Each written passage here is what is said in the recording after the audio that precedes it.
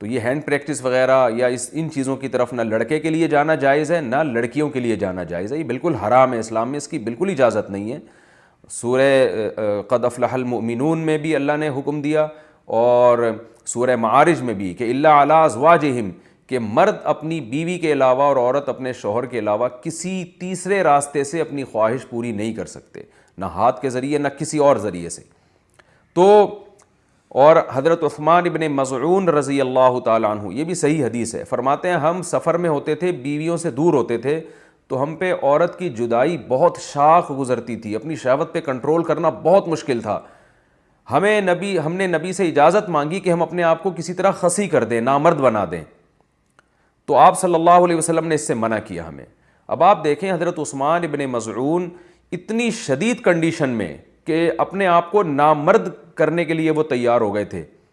فرمایا، حدیث کے الفاظ ہیں لو اجازنا لاختصینا، اگر نبی ہمیں پرمیشن دے دیتے تو ہم اپنے آپ کو نامرد کر دیتے، یعنی ہمیشہ کے لیے نامرد ہو جاتے۔ تو اس قربانی کے لیے بھی حضرت عثمان ابن مظعون تیار تھے کہ اتنا خطرہ تھا ان کو، لیکن نہ انہوں نے نبی سے پوچھا کہ کیا میں ہاتھ سے اپنی خواہش پوری کر سکتا ہوں، نہ نبی نے ان کو بتایا کہ تم یعنی ہاتھ کے ذریعے مجبوری میں اپنی خواہش پوری کر لیا کرو، نہ نہ نہ نہ نہ، نبی نے ان کو بھی حکم دیا ایسے موقع پہ تزوج الودود الولود فانی مباہی بکم الامم، محبت کرنے والی عورت سے اور اولاد جننے والی عورت سے نکاح کرو، میں تمہاری کثرت پہ قیامت کے دن فخر کروں گا۔ تو آپ صلی اللہ علیہ وسلم نے بزبان حال بتا دیا کہ یہ جو اللہ نے تم پر مرد پر اتنی شہوت مسلط کی ہے، خواہش مسلط کی ہے، اس کی وجہ یہ ہے کہ اللہ نسل چاہتے ہیں کہ مرد اور عورت کا ملاپ ہو۔ تو مرد اور عورت کو ایک دوسرے سے دور رہنے کے لیے پیدا نہیں کیا ہے، ملاپ کے لیے پیدا کیا ہے۔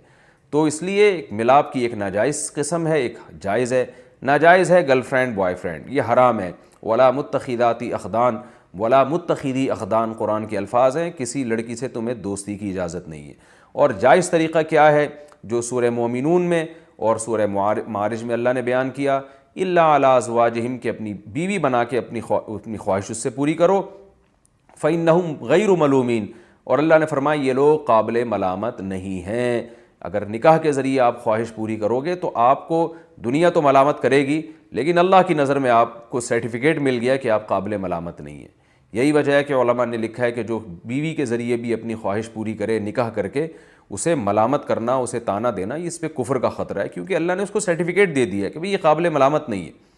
تو اپنی جانوں پہ ہم سب کو رحم کرنا چاہیے۔ زنا معاشرے میں بہت تیزی سے پھیل رہا ہے، کو ایجوکیشن سسٹم نے تو ہمارے فیملی سسٹم کو تباہ و برباد کر دیا ہے۔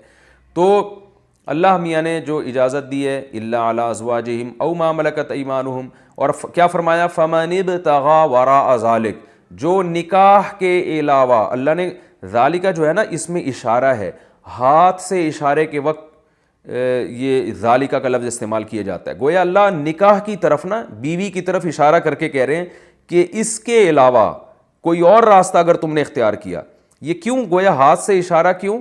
پتہ چل جائے بس یہی حلال ہے، ہینڈ پریکٹس حلال نہیں ہے تمہارے لیے، اسی طرح کسی اور راستے سے اپنی خواہش پوری کرنا حلال نہیں ہے تمہارے لیے۔ تو اس لیے اللہ نے بتایا صرف یہ بیوی ہے، صرف یہ ہے، اس کے علاوہ کوئی بھی راستہ اختیار کرو گے فَأُولَئِكَ هُمُ الْعَادُونَ، یہ لوگ اللہ کی حدود کو توڑنے والے ہیں۔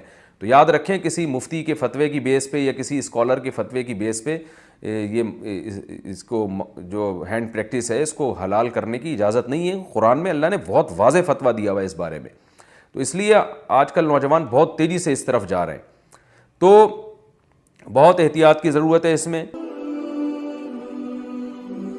آسک مفتی طارق مسعود۔